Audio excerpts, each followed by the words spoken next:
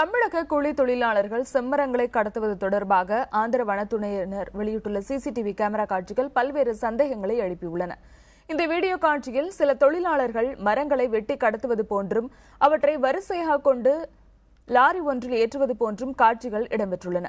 இந்த காட்சி 5ஆம் தேதியன்று பதிவு செய்யப்பட்டிருக்கிறது. ஆனால் சுட்டுக் கொல்லப்பட்ட தொழிலாளர்களின் குடும்பத்தினர் சம்பவம் நடந்த 6ஆம் தேதிக்கு முந்தைய நாள்தான் ஊரிலிருந்து தொழிலாளர்கள் கிளம்பியதாக கூறியுள்ளனர். அதாவது 5ஆம் தேதி பதிவு செய்யப்பட்டதாக கூறப்படும் காட்சியில் இருப்பவர்கள் சுட்டுக் கொல்லப்பட்ட தமிழர்கள் அல்ல.